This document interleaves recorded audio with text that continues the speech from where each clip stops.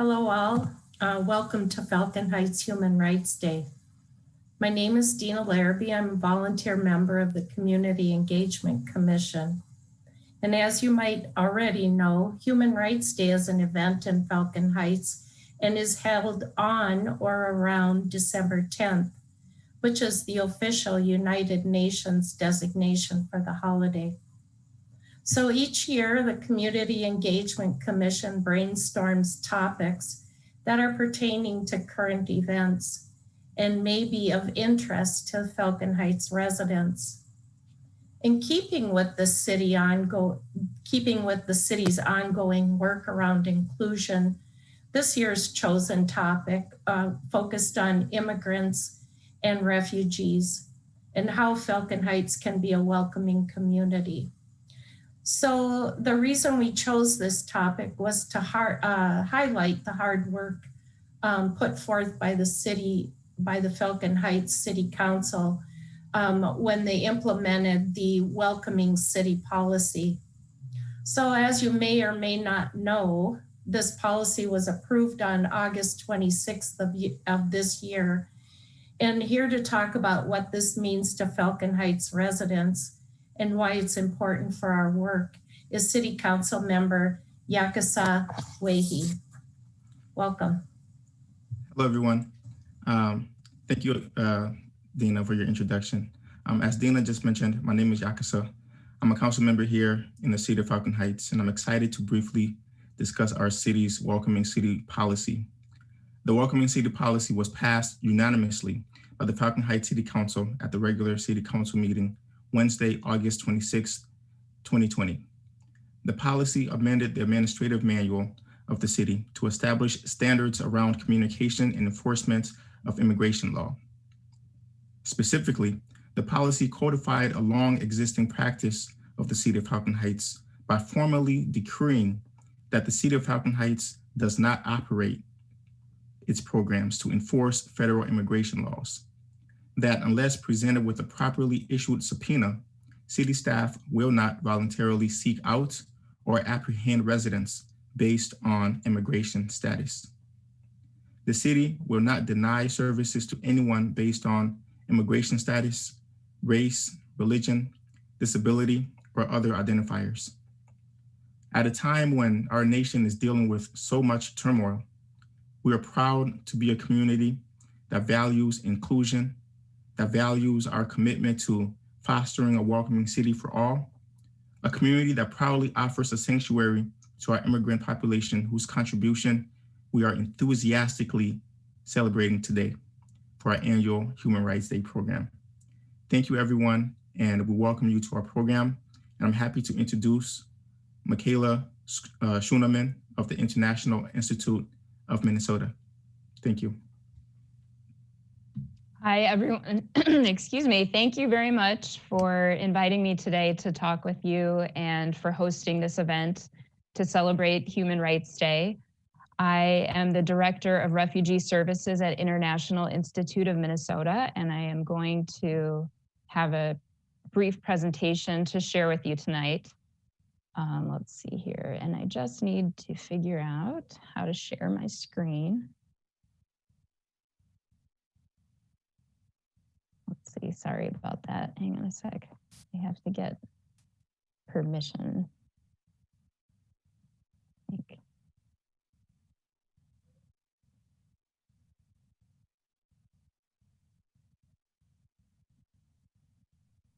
I don't know if that worked. Permission granted? Okay, great. All right, good. So here we go. Let's start. So the International Institute of Minnesota is a nonprofit agency located in St. Paul across from the State Fair. So we are neighbors. And we are an organization whose mission is to provide services to new Americans, to help new Americans become self-sufficient and achieve full membership in life in Minnesota.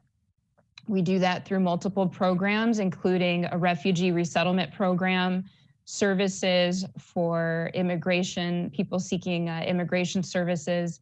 We also have English classes and 2 career pathways, one in the nursing profession, and the other in the hospitality industry. So we really do see ourselves as a one-stop shop for new Americans, and that is anyone born outside of the United States. I work in the Refugee Services Department, and so tonight I'm going to focus my presentation on refugees, but as we know, there are many different ways that immigrants come to the United States. The Refugee Resettlement Program is just one of those ways. And I like to always start by, of course, reminding everyone that people with refugee status contribute in many ways to our community. They contribute financially, culturally, and of course, by bringing many of their traditions with them when they come to the United States. Here are some of the facts that we like to share, economic contributions of immigrants in the community, and specifically people with refugee status who contribute to, they contribute in taxes, they start businesses that employ other people and own homes. That's really important for a lot of our clients. They want to own their own home. And refugees also become US citizens at very high rates. People are often, they consider that to be a privilege to become a citizen in the country that has welcomed them. And so one of the things we do at International Institute is help people apply for citizenship. So what does the word refugee mean? We always like to start with the definition. Refugees are people who have been forced to flee their country of origin because of persecution, war, violence. To actually meet the legal definition of refugee, someone has to have a well-founded fear of persecution based on race, religion, nationality, political opinion, or membership in a particular social group. Those are the only bases for the definition of refugee. And refugees, because of the fear of persecution, then cannot return to their country of origin because they have that well-founded fear. They can't return. I also like to just point out that asylum seekers also have to meet the definition of refugee, this legal definition. The difference is refugees are people who are being resettled through the formal United States resettlement program. Asylees are people who arrive at the United States and then ask for asylum. So they're actually applying for refugee status from the United States or from a border of the United States, whereas refugees have already met that definition. It was determined outside the United States, and then they're resettled in the United States. But both categories of people have to meet the same legal definition. This chart shows the number of forcibly displaced people in the world. As you can see, that number has been increasing significantly in the past couple of years because of conflicts in Syria, Yemen, and unfortunately many other places, Burma, other parts of Africa. There are many conflicts occurring right now that are requiring people to be forcibly displaced from their country of origin. And of the 79 million, 26 million actually meet that definition of refugee. And this is all data from the United Nations High Commissioner for Refugees. So not everyone is fleeing based on one of those protected grounds. So they may have other reasons why they can't return to their country of origin, but it may not be based on one of those 5 protected grounds that we discussed earlier. So people often ask us, well, how does someone get to the United States? How does this work? And it's a pretty long and complicated process, unfortunately, for people who are fleeing a conflict. Usually someone flees their country of origin and goes to the nearest safe country.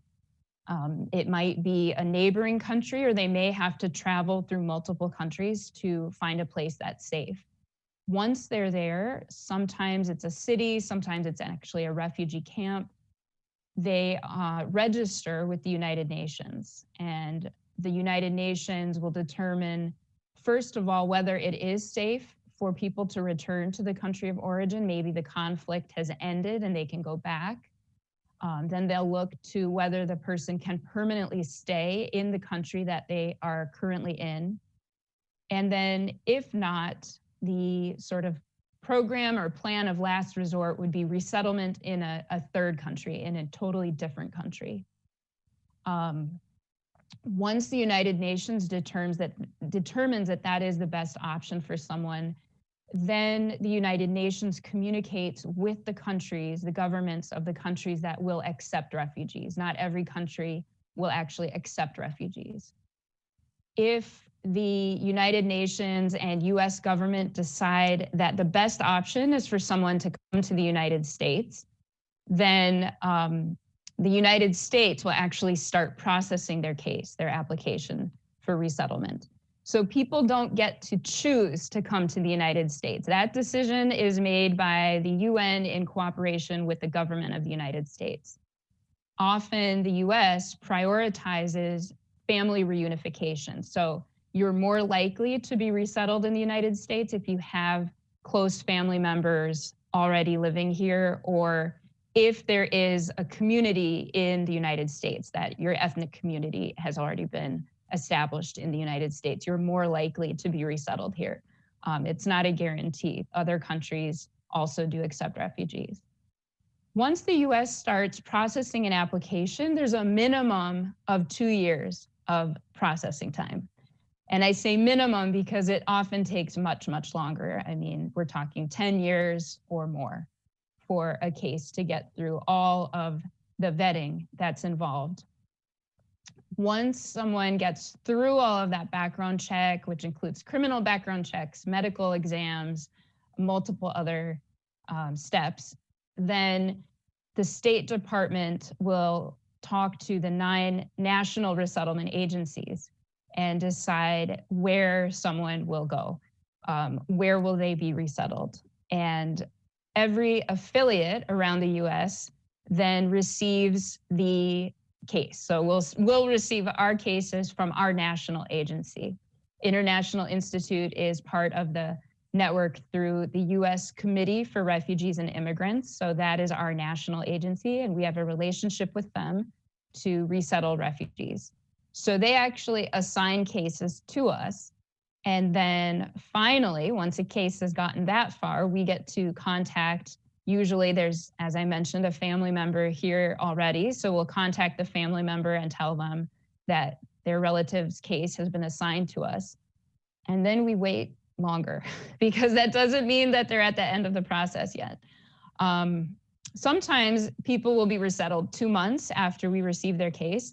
It could be several more years. Unfortunately, there's no way for us to know when someone is going to come through the program. So that is, in a nutshell, how this works. And you can see people with refugee status actually have very little say in what's happening. They are often just waiting and waiting for everyone else to do what they have to do. Unfortunately, as the number of refugees in the world has been increasing, the number of refugees being resettled in the United States has been decreasing, almost exactly in tandem, is the opposite direction.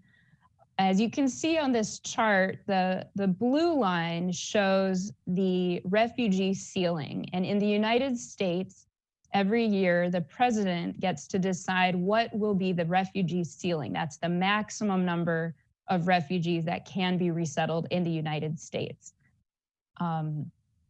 And then once the president makes that determination, Congress will appropriate funding for the resettlement program.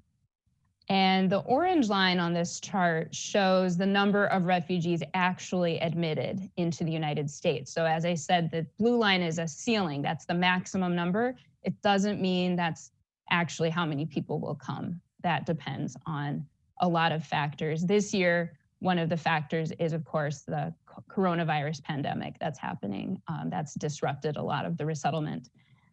But we've seen a decrease in refugees being admitted to the United States. Last year, the refugee ceiling was about 18,000 and about 12,000 refugees were actually admitted.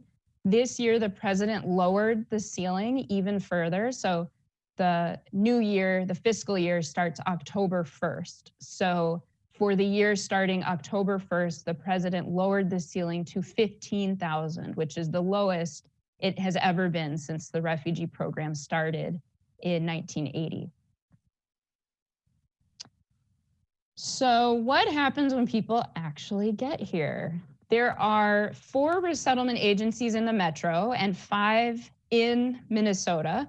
So we are one of the resettlement agencies, but also there's Arrive Ministries, the Minnesota Council of Churches, and Lutheran Social Service here in the Twin Cities. And there is a Catholic Charities office in Rochester, Minnesota that does resettlement as well. When a case is assigned to us, that means that we are kind of on notice that someone might be coming. And we have multiple responsibilities that are actually predetermined in a contract that we sign with our national agency. So all of the resettlement agencies across the United States are required to provide the same services for people. And those services include finding and furnishing housing, preparing a warm meal for the arrival. Usually family members do that, but if they don't, then we're responsible for the warm meal. Once someone gets here, we are responsible for helping them apply for their Social Security number, which starts everything in the US. But refugees are actually eligible to work from the day they arrive in the United States. They can start working. And then of course they need their Social Security number, but they don't have to wait for any additional processing from the US government. They're eligible to begin working right away. So we help people find jobs, we help people register children for school, we enroll adults in English classes, sometimes at International Institute or wherever the closest school to them might be. We help people learn about life in Minnesota, which includes winter for most of our clients. This is the first time they've ever experienced winter, Minnesota winter, which is different than winter in a lot of other places, as we all know. And we also have a lot of volunteers who help our clients. We have a mentor program. When we don't have a health crisis, we have a bus buddy program where volunteers actually take people on the bus and teach them how to get around. And then we have multiple career pathways at the Institute. So we help people get their first job, which is a stepping stone, but then we do have a nursing pathway that has multiple steps. So we start with a nursing assistant program, and we help people go to college and become LPNs and RNs, which is a very important, of course, as you know, the medical careers have had quite a worker shortage for the past several years. So our clients are filling a great need in the community by working in those professions. So how can our community welcome new Americans? Well, you've already started by having an actual welcoming charter, which is really incredible in your city. But there are lots of other ways that people can help our new arrivals settle into the US by advocating on their behalf with your elected officials to say, hey, we do want Minnesota to be welcoming. We do want to have a strong refugee program. Supporting immigrant businesses, so shopping and immigrant-owned stores, restaurants, helping out, volunteering to provide business advice or licensing information. All of those things are really crucial to helping people succeed once they're here. And then donating or volunteering with organizations like ours or many of the other organizations in the Twin Cities that provide services to new Americans. So thank you very much, everyone. I will be taking questions at the end of the event today, so thank you. Thank you very much, Michaela. That was very interesting. I learned a lot, actually. So what we also decided to do was we were interested in getting some real life stories that hit more to home to Minnesota, or even Roseville, Falcon Heights, St. Paul area. And so what we did is we've asked for some panelists to come out and tell some stories about their real life stories. So we have 3 panelists tonight. We're going to start out with Riz Prakasim, and he's going to tell us a little bit about his story. And at the end, we'll have time for questions and answers like Michaela said. So thank you. Thank you so much. It's great to be here and share my story with you folks. So I guess I'll start at the beginning. I was born in Durban, South Africa in the late 70s. Durban is actually home to the largest Indian population outside of India. So ethnically, I'm Indian. My grandfather came over through a system basically of indentured servitude by the British that dropped off a bunch of Indian folks in South Africa to work the sugarcane plantations.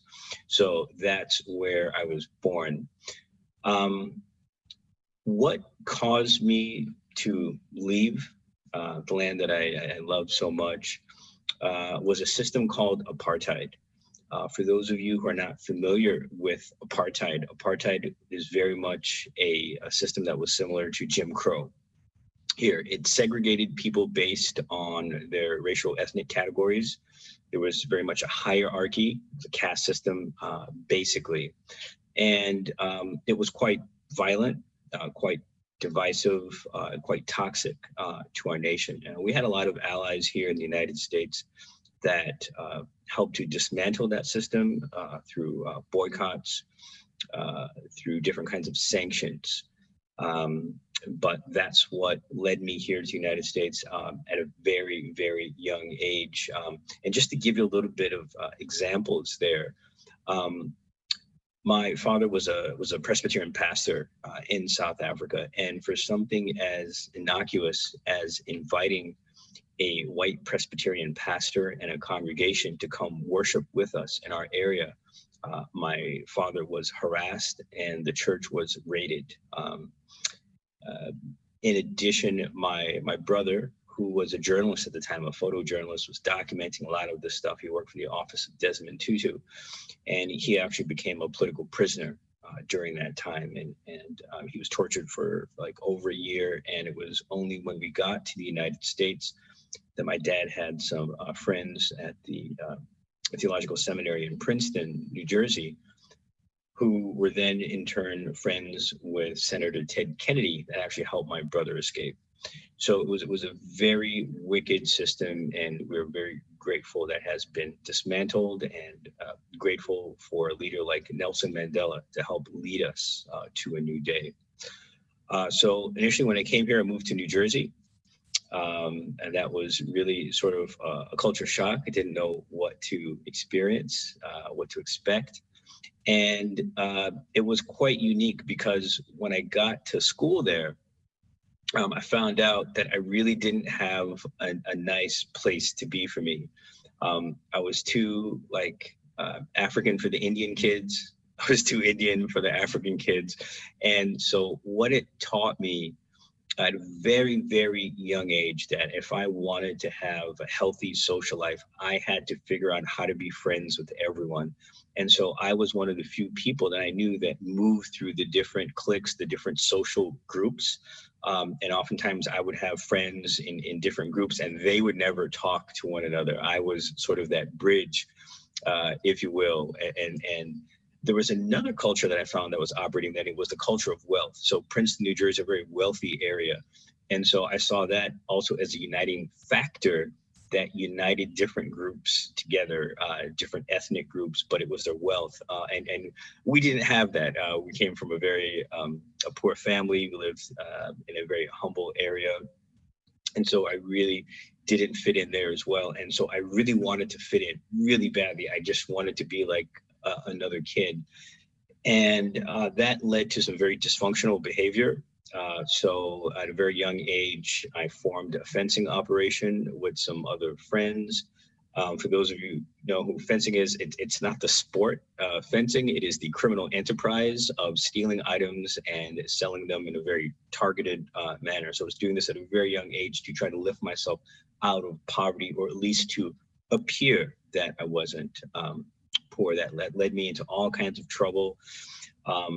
And at one point going to court, I was being threatened to be put in a long-term juvenile detention facility. And my parents were just really disappointed. And they were like, you know, we did not escape apartheid South Africa for you to be locked up here.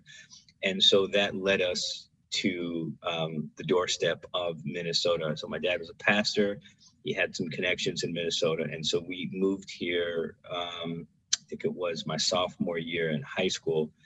But we moved not to the Twin Cities, we actually moved to a rural area.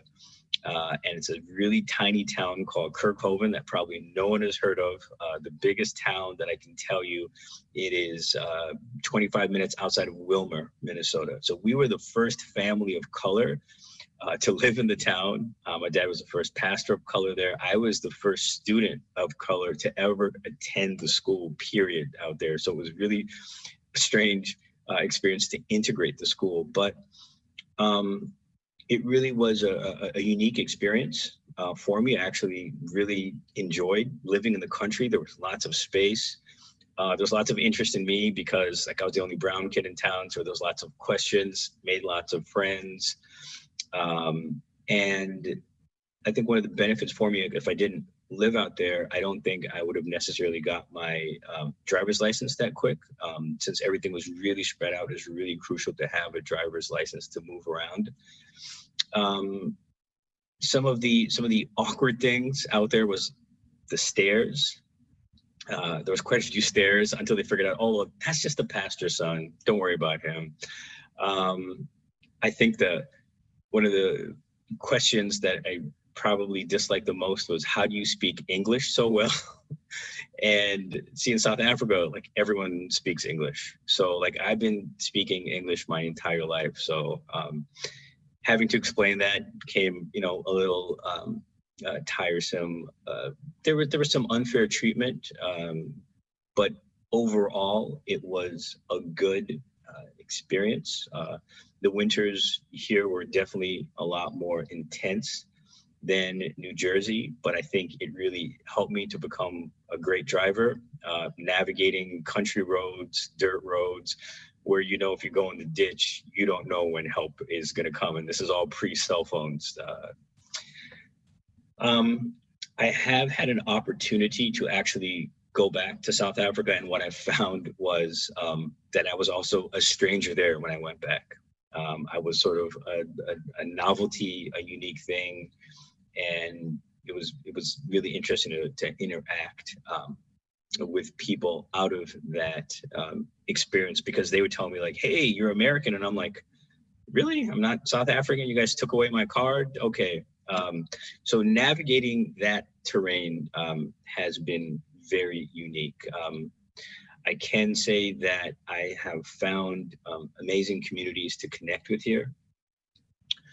Living in the church world, the church sphere, of course, the church was really important for me. So the church, in effect, became my family. Since all my family was back home, I just came here with my mom and my dad. The church literally was the family for me. And so that was a huge bonus to help me integrate, to help me see things, and to help me journey along an ever-changing path. But in addition to that, later in my life, I got connected to a friend who actually owned an Indian restaurant, and I started managing his restaurant while I was studying to be a pastor as well. And so there was a great camaraderie there. There was sort of some really familial connections. Food was probably, you know, the thing that really brought us together. So finding that community, even within communities, really has been life-giving for me.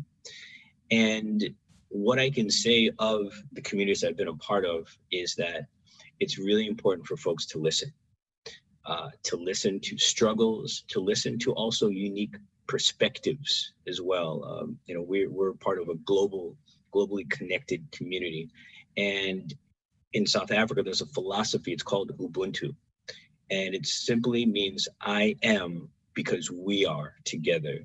Very similar to the Native American Dakota saying that we are all related, that what affects me affects you to some degree, affects our community to a broader degree. And so one of the things that I've really been blessed with is to work with Roseville PD. They have something called a multicultural advisory committee that I sit on, and they fully acknowledge that there have been issues, historical issues with policing and minority communities, and really bringing our voices to the table and asking these critical questions about how we can do better together so we lift up our entire community. So that's a little slice of my journey, and I'd be happy to entertain questions at the end. I do have something just before the end. So I was wondering, have you ever gone back to visit your country? Yeah, I have gone to South Africa, and it's a very interesting experience because they don't consider me South African in the sense that they're like, oh, you're an American boy, and like I'm like, okay. So, just having to navigate that space, and it just seems like sort of that's been my narrative, is sort of living in that liminal space, that in-between space, is just part of my life, and I've just come to accept it. And do you have family that still lives there, or everybody? Yeah. Basically, I have one sister in North Carolina. I have a brother who is a fisherman in Alaska. But I was really blessed to find a South African wife. It's something that I've been like praying about for a long time, and I actually met her at my sister's Christmas party on Christmas Day. So I always say that's the best Christmas present I ever got. Oh, that's very nice. Well, thank you, Riz. We appreciate your story. It was very interesting. And like you said at the end, people can ask questions. I'm going to introduce our next speaker, Dr. Monica Pita-Yugu, and she's going to give us a little highlight about her life. Welcome.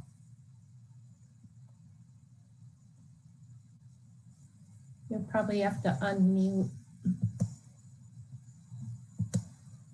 Sorry, I was muted. Thank you very much for giving me this opportunity. I'm originally from Africa, South Sudan country, which is it's actually the newest country in the whole world. We got independence in 2011. Now, I was born in Uganda because we have had a lot of civil wars that have been going on for over, honestly, 50 years, even up to now. Population of South Sudanese live as refugees in the neighboring countries.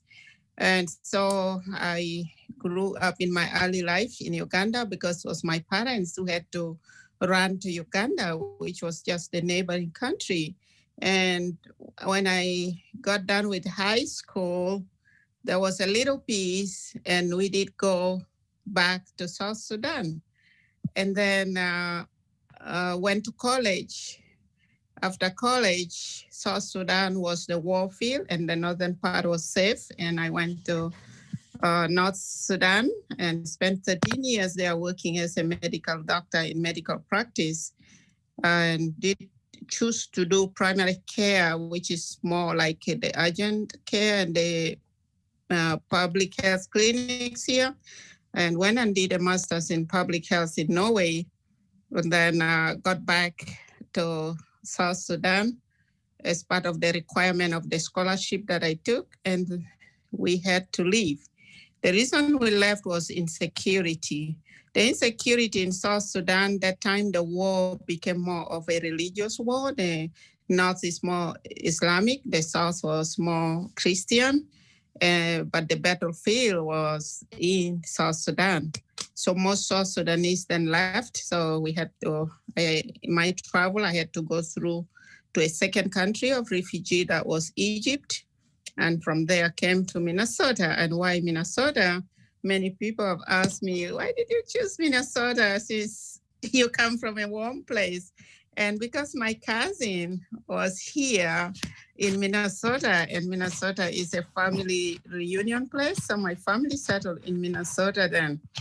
Now, when we arrived, I arrived in March March was fairly good. The year there wasn't too much snow, and there was towards summer.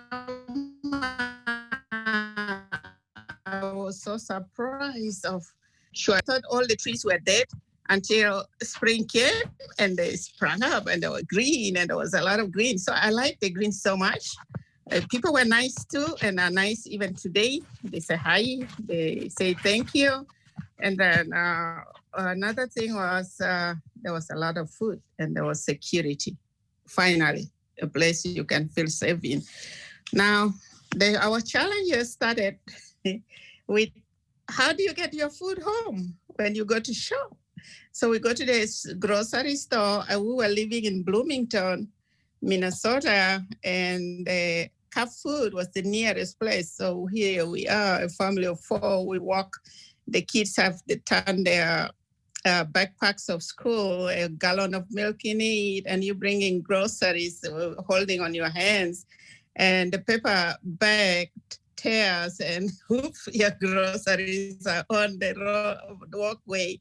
And being nice Minnesotans, helping you gather all this stuff, chasing down a potato that's running. So it was fun. We still did it as family. We didn't think that was a problem, but we didn't have a car, learn to drive, find your first car. That was really a big challenge that was difficult. And accessing medical care was another one. I didn't know where to go for care. I came down with asthma and I almost died until my cousin heard of it, came and then took me to Fairview. And when the bill came, I was crying every time they call me, pay this bill. I don't have money. I don't have work yet. So then school was another thing. A school system is different. We don't understand it. The good thing is accessing is not a problem. It wasn't a problem. The kids could go to school, but then it came a time you need to choose the subjects to prepare them to graduate. So which subjects do I choose? So I would go to the counselor at the school, so they would tell me and help my kid to choose the subjects. Otherwise, I didn't know that. So those are the part of the thing. And in 4 months, my refugee agency then was World Relief, and 4 months it was finished. So we didn't know what to do. Then the good thing is finding a church was a challenge too. Which church do you go to?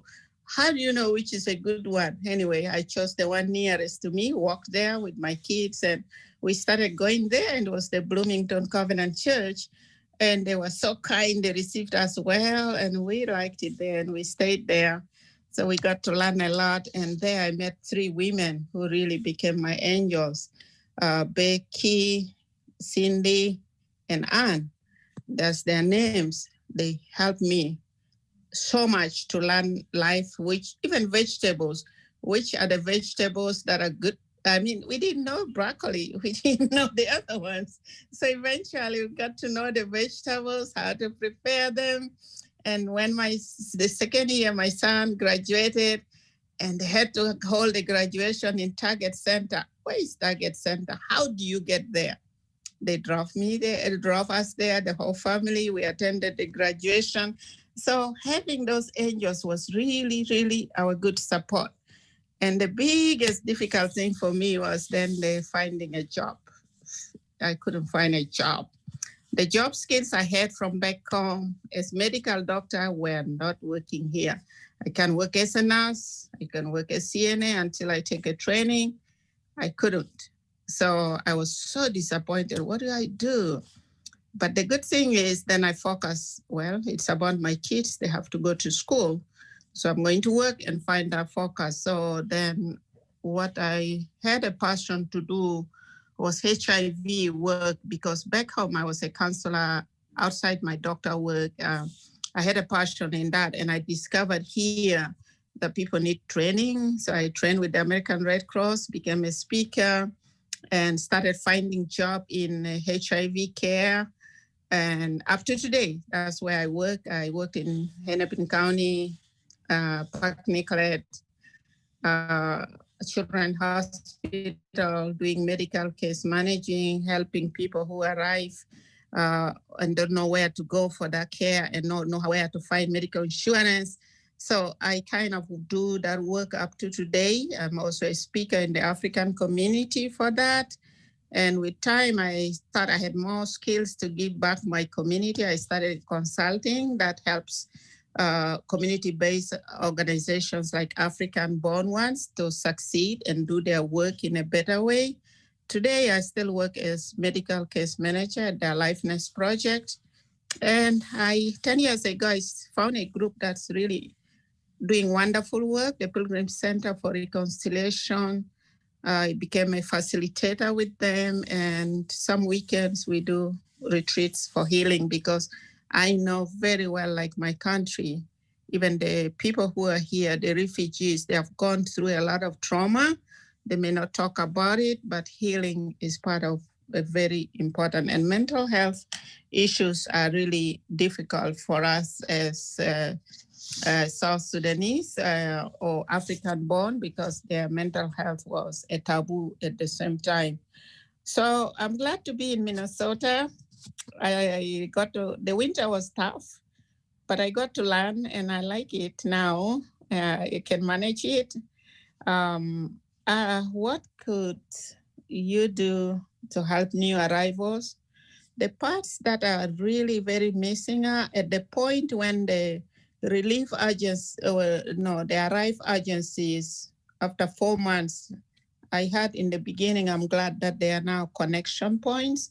There are programs that will connect the refugees. That much is really needed. Mentorship, being that neighbor who could show me how to shovel the snow, who could show me how to put salt or sand at the doorway so we are not slipping and falling, who shows me that these are good vegetables when I cannot recognize them, who would help me like those 3 women who helped me to really go through life, learn to drive, find my first car, help me find my also first job, the interview process and all that. That is the part that is really needed in order to succeed. Otherwise, we get more, the new arrivals, you get more depressed and more stressed out. You wonder, why did you come here? Maybe I should go back and all those. So now I am in the point where also I want to give back. That's why I do the other stuff that I do now to make people succeed. The things I learned to give them to others. Thank you. Thank you very much, Dr. Pita-Yugu. We have one last speaker, Danny Yang, and then after he is done, we'll open up for questions. Okay. So welcome, Danny. Thank you. Thank you for inviting me to this panel and to speak on behalf for the community and the city. Also, myself, I was born in Laos, which is a country, third world country as well, and I was back in March of 1979, and we went through a hard time too. It was during the World War II, which is the Vietnam War. My grandpa, or my dad, also fought in the war, sided with the United States CIA. So they were recruited as young boys to be a soldier with the United States to defend their cause, and we as Mon. Okay, our name is Mon. It's translated to be the people of the free. Okay, so just in case someone don't know what that means. So during that World War II, we have fought and sided that, and after the United States had called it to end the war, we have no choice but to follow our leaders, which is General Vang Pao. He decided that, with the UN, that needed to come to the United States. So that's where we have the opportunity to come to the United States, like it was mentioned earlier. We have no clue what we were going. We were scared. We were, had lots of fear. But we trust our instinct that where we're going, it's going to be a good place to start a new life. And so coming to America, it was just my parents, me, and my older sister. So there were just two child at the time. The most difficult is to cross, different valley like the Mekong River to get to the refugee camp in Thailand. And there we had to wait for at least 3 or 4 months to get our visa and immigrant paperwork to come to the United States. And that was a difficult part for so many people. They had to wait, or some gave up hope, some lost, their way.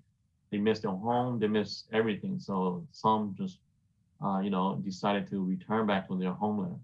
And when their name was called to come to the United States, they lost the opportunity.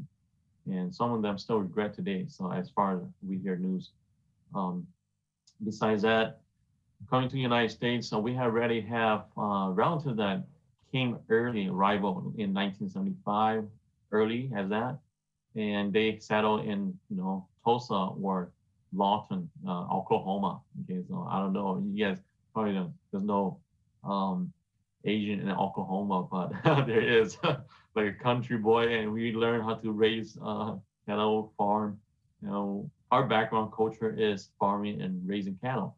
So that was the first arrival. And when we got there, it was hot. Well, Tulsa, Oklahoma, it was really hot.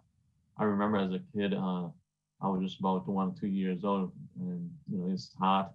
We had to learn how to navigate through that weather, as well to knowing that we need to have an AC. We don't know what air conditioner was.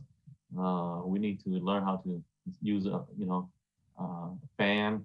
We learned how to use a phone. Back then, the technology of phone was awesome. You dial it, Zoom. I still share that story to many the younger siblings. And so we interact with unusual people, characters, food, moral belief, virtues such as courage, temperance, generosity, ambition, patience, stuff like that. And so we navigate through that system of our neighbors or the cities. It was tough, but we have an uncle that lives in St. Paul, Minnesota at that time of 81. He said, we need to come up here because that's where all the family is. And we didn't know who we were, where everybody is, because, everybody arrived in Minnesota in different time, different, month and year. So he finally got connection, and we moved here to St. Paul in 1981 there, around that time. And the Twin City was huge. We were like, wow, this is big, this is huge. We didn't know, of course, that how busy traffic is.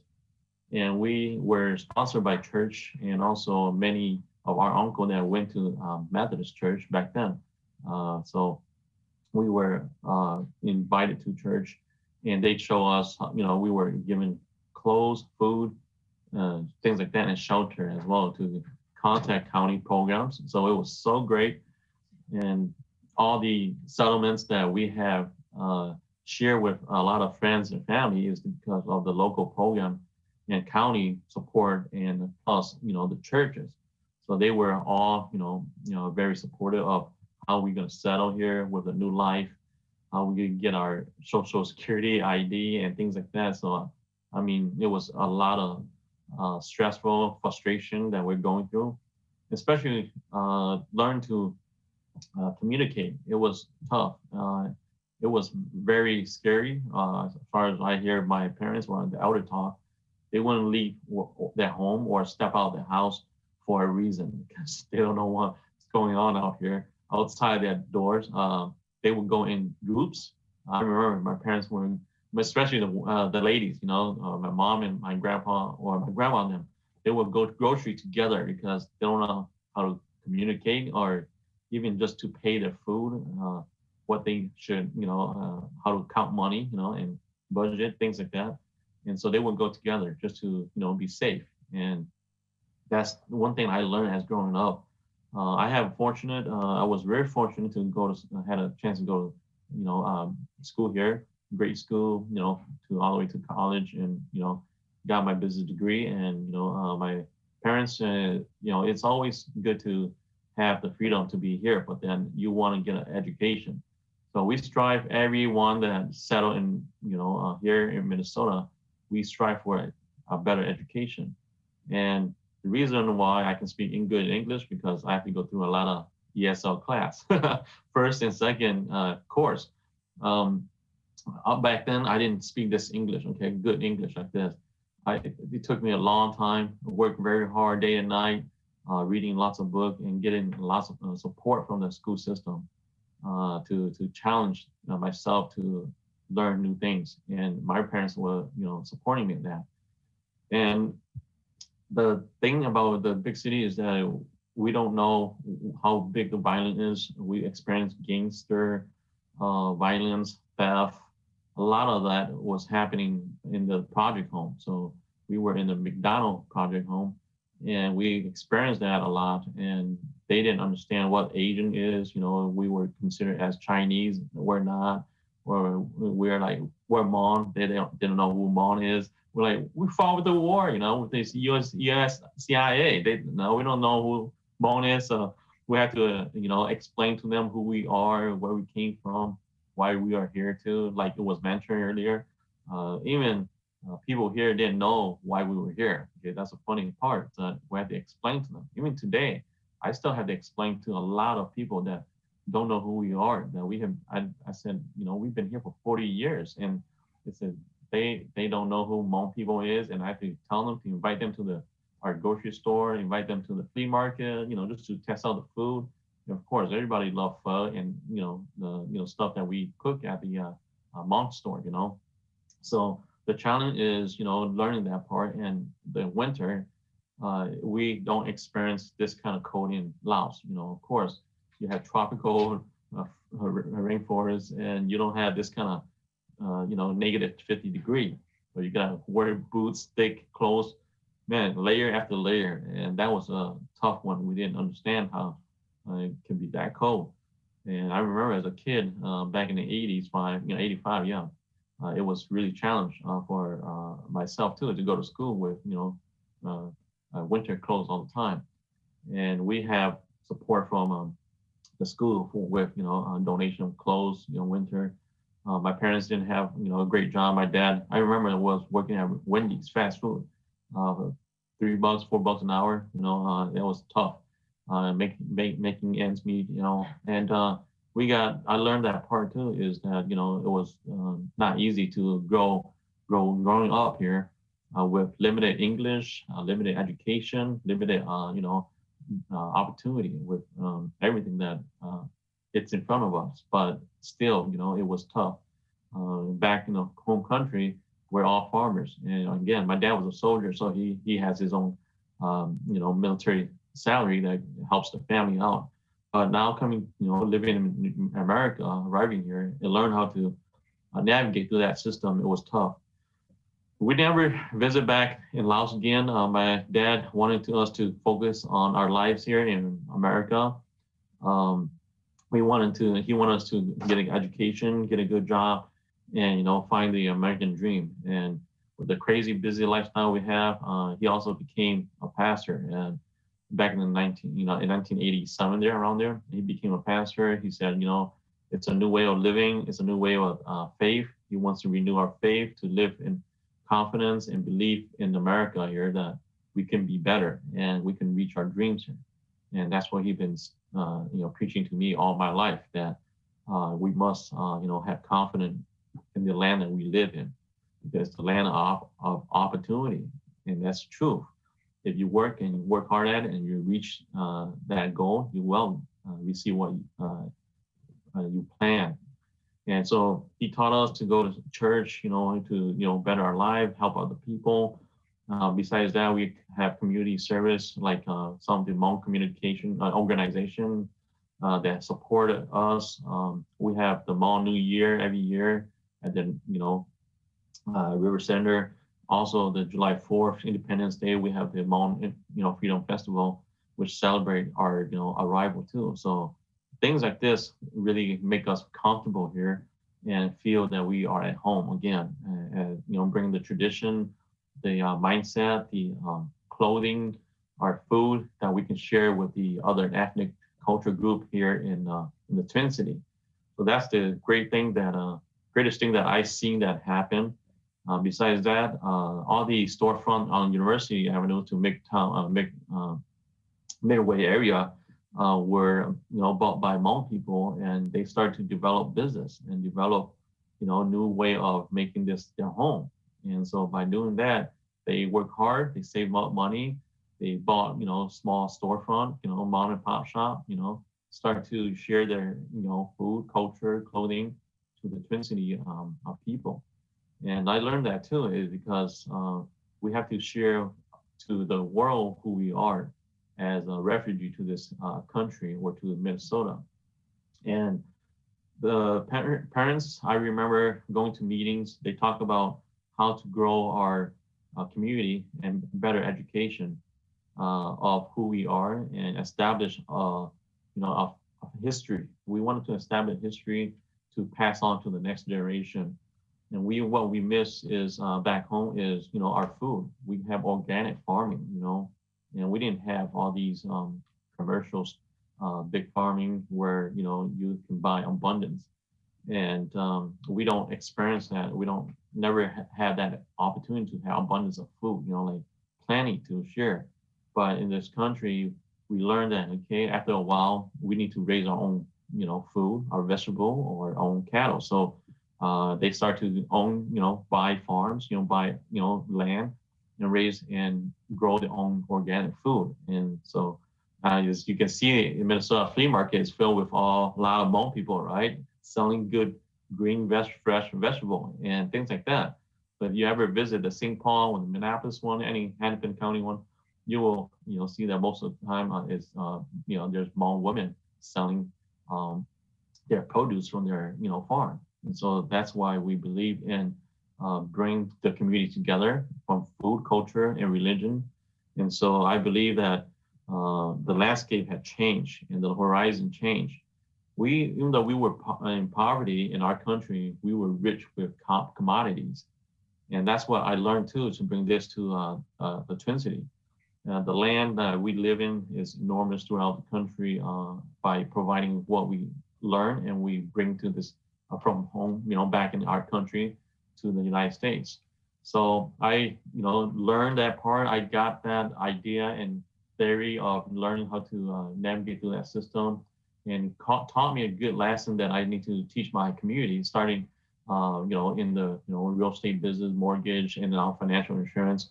And I learned a lot of business, and because throughout the 40 years I've been here, which I am 40 years old or going to be 41. So as you can see, I learned that I have to help the community in overall how to learn how to better their lifestyle here by educating them about budgeting, finance, debt, how to give them opportunity, search of job, careers, things like that.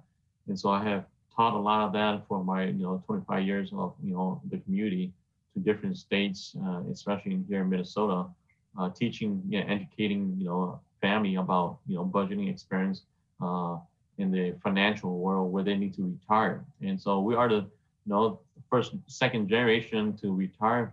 My dad just retired not too long ago, but he just passed away from COVID-19. Just to share that with you guys, it was sad. He worked so hard in the United States. He finally retired for about 4 years, and he passes of COVID-19.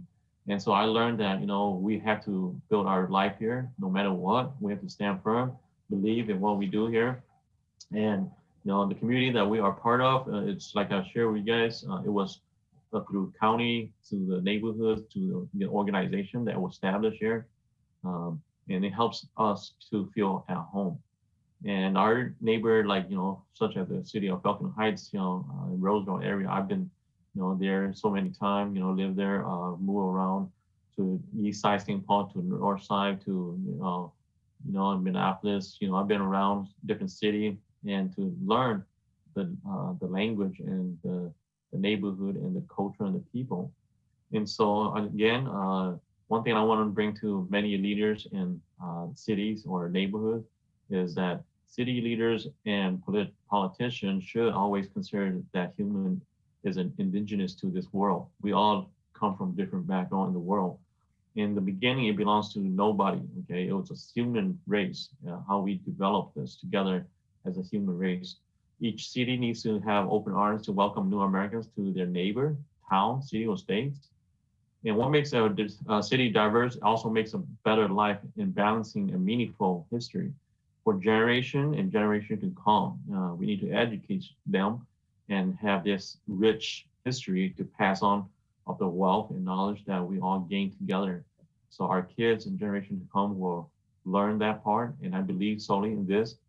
That's why I work hard every day to educate my community and other culture as well, to understand that we are here to stay and we will develop and grow personally and physically and spiritually to understand each other and make a history together in America.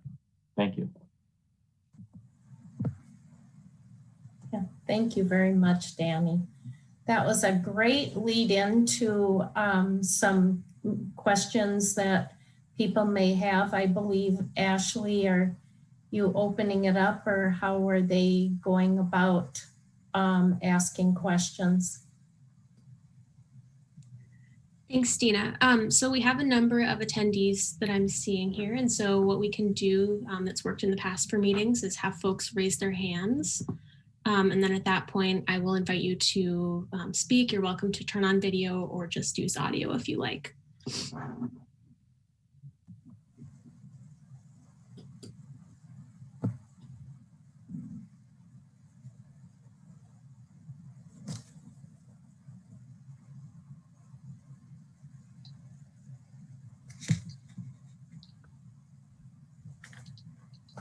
All right, Karen, you have the floor. Okay, Riz, my name is Karen Cooley-Kistler. I'm one of the people on the commission. You said something about when you moved to rural Minnesota, that what you could not get used to were the steps. What were the steps? Steps or the stairs? I don't think I said that. You said the one thing I could not get used to were I thought you said the steps. I think he said the stairs. Okay, then the stairs. What stairs were you talking about? Nope, I may have slurred my word. I pretty okay at navigating stairs. Yeah. It might have been. I think my one of the biggest challenges I think of the Minnesota experience for me was, again, trying to find a place, trying to find a niche that I could belong, and being the only kid of color in school, I had to really figure out how to navigate sort of that terrain, the social terrain. But again, I think the training in Jersey that I had to try to get along with different peer groups, I think that really served me well, because again, I found myself in similar places, hanging out with like farm kids, hanging out with the kids who like drag racing, hanging out with the artsy kids. That has sort of been that journey for me. So socializing, being adept at that, I think that has been quite a process to figure out on my journey. Thank you. I am going to ask a question while we're waiting if Ashley has anybody else to queue up. Somebody on chat is asking, what do you do for a living, Riz? I'm a pastor in the Presbyterian Church, New Life Presbyterian Church. It's actually right across from Roselawn Cemetery. So I'm a second generation Presbyterian pastor, and really, the way I was living my life, I really should not have been. I was sort of the black sheep of the family. I was the troublemaker heading down the wrong path. I'm one of the only kids I know that got kicked out of confirmation. And it's quite ironic now that I teach confirmation as well. So yeah, that's what I do. And then part-time, I manage my friend's Indian restaurant in Minneapolis. Well, maybe that's what makes you a good pastor, is your background. Danny, what do you do? What do you do currently for a living? Yes, for me, currently I'm a business entrepreneur. I go around and teach, educate, family about financial retirement and also, how to get out of debt. So I myself, have student loans back then, credit cards, things like that. So I learned that was a tough time. If with my parents too, we didn't know what debt is, that we can accumulate so much debt and student loans. I didn't know all that stuff. And so that kind of motivates me to, better myself through their learning that part after, college, graduating my business, college and school, and then my parents wanted me to, follow my, dreams. And I said, yeah, I don't want to be a doctor. He wants me to become a doctor, but I said, no, I want to help people financially because that's what we need in this country. Because we don't know what it is. We don't know how to plan for our retirement. Nobody knows how to retire here, how to live, comfortably after 40, 50 years. So here we are, after 40 years, people still navigating through having a hard time how to retire. And because like I said, my parents is the first generation to retire in this country. And also, many of their relatives, is the first generation to pay off their mortgage. And so again, we have to learn how to, learn to navigate through the finance world and getting ourselves out of debt too at the same time. So that's what I do. All right, thank you. And it looks like we have one other person raising their hand here. So I'm gonna promote John Buck and allow him to ask a question. All right, John, you have the floor.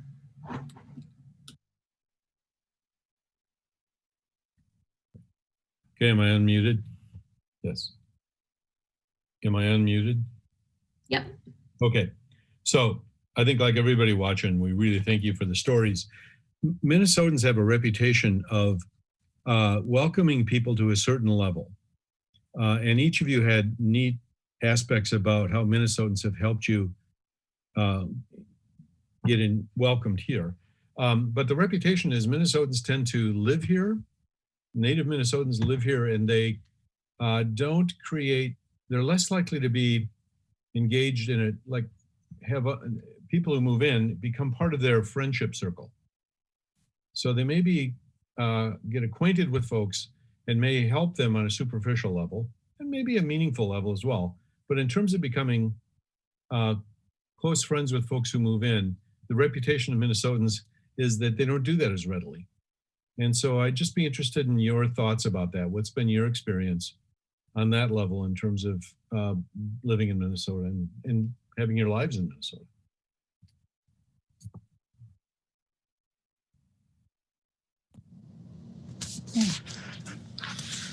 Okay, this Monica, I will answer a bit of my experience is that and I can talk of the African immigrants, when we come from Africa, the first people we connect to are our own relatives, our families, our relatives, and kind of we know all our people from our country in other states, also up to Canada, and we relate that way, that big occasions like Thanksgiving would really be big, like Christmas, you get together, maybe 7 families together and, you have fun together. So what we miss much is about that togetherness, community togetherness, coming frequent often, raising your families together.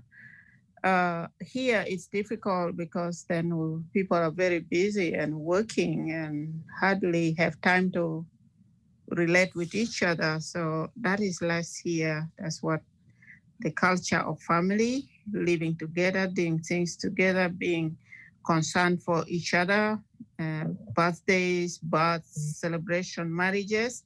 That's what we are missing, at least for me. And in terms of connecting with Minnesotans, I found it's easier in the church, at least because probably I'm a church goer, so we relate genuinely correctly with people at church. And we find we are really genuine in those relationships. Or at work, because your work mates become like, your community. But like somebody you don't know, it's different. In Africa, you can talk to anybody. It's okay. So here we are not sure if it's okay to talk to just somebody you don't know. You say waiting for a bus, or you meet in a grocery store. You exchange a few, but to deeply talk with a person, I guess we find that is different. The culture, which is different from what we have in Africa. Thank you.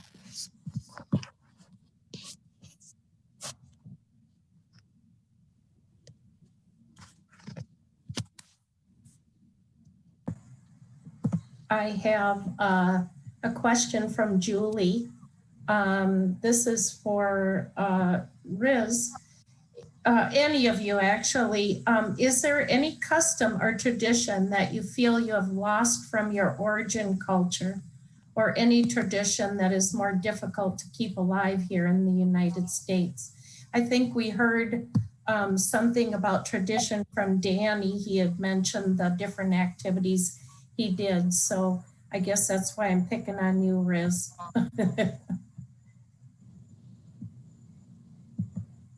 As far as traditions, a lot of our traditions were situated in the church. So they would follow the liturgical year. So that we pretty much do maintain here. I think it's really just sort of the gatherings we would have with families. So like after church, it was really important for us to gather at the table and have a common meal together. And so I just don't have the opportunity to do that because we're just separated by space.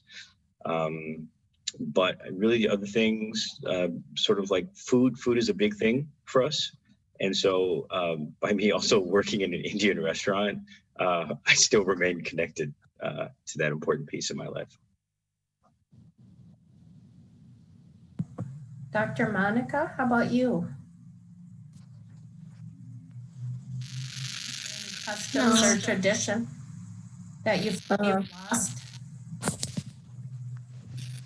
Yeah, we still do celebrate things together. And the big one usually is Christmas. Now we came and learned Thanksgiving, which we add on of being together. And once people are together, we just talk. We cook together. There's a good tradition of cooking together. Talking together, just fun, just make cracking funs, and people laugh while the kids just run around, play. And sometimes it's our cultural dance and the songs, and that's when people get together and they're relaxed. We do sing, we do teach the children how to dance. Now, what is disappearing is the language. We have many ethnic languages, and kids are losing it because a lot more now is English that even we speak at home, but some families do speak their language at home. So at least we speak two languages at home. The one African language and then English. So most people in Africa, you speak 3 to 4 languages. You always speak your neighbor's language as well. So our children are becoming mono language, which is different. We're afraid of that too. Thank you. Thank you very much. Danny, is there anything that you felt any tradition you feel you've lost? Yeah, it's a good thing that Dr. Monica mentioned too is our tradition of our native language, and we do have to keep that up. We have to teach that through the system of education. Even now with many schools that was developed in the Twin City here by the Hmong community leaders, such as community school excellence to Hmong Craft Academy. Many of the schools have taught the language of and the history to our students or our kids. And yeah, we concern and worry about this 10 years, 15 years ago. So thank goodness someone have developed this mindset and say, hey, we have to develop build a school where we can teach our kids the history and the language. So I appreciate that, whoever, all the school, owners that started with this did thought of this a long time ago. So we did start losing that. Even I have a 19-year-old son, he speaks English better than, our language. So I still have to teach, sometimes speak to him in our native tongue, but, sometimes I have to translate back to English to him. So, but again, yes, I was struggling that in my grade school, I didn't speak English. I didn't know how to communicate with my teacher. It was tough. So again, just communication, like I mentioned earlier, to navigate that through this, the states here, new arrival Americans or refugee, they will struggle with that. So that is it's a priority on the list that if we can support and help them communicate better and, show them what's going on. It doesn't mean that they're not up to, par with the, modern society or citizen here. Like I said, we all have to learn through each individual and as a whole, the culture too, and cities too. They will have to learn that part, and we have to hold in hand for them. Thank you very much. I think that we are running out of time. So what Ashley is going to do is we still do have some questions. So she's going to gather all the questions that people have and then submit it to our panelists and see if we can get some follow-up answers from you all. And so she's going to do that and then send it out to the participants. So I'd like to thank all of you for attending tonight's human rights meeting. And the CEC really appreciates you taking the time out of your busy schedule, especially our panelists. If it wasn't for you, we wouldn't have these special stories. And if you'd like additional information about tonight's topic, visit the City of Falcon Heights webpage. There's so many great things going on the webpage. It's been updated. Additionally, the CEC, which is the Community Engagement Commission, we do lots of activities throughout the year, and we're hoping to get more activities for 2021. This year has been, because of COVID, we've really been restricted on what we could do, and hence the Zoom meeting. And so we'd really like everyone to come out and join us for all our activities that we do throughout the year. If you want more information on that, you can also visit us on the city page, Falcon Heights webpage, and the calendar section is always being updated, and that you can get the information there. So I want to thank everybody, and we really appreciate it.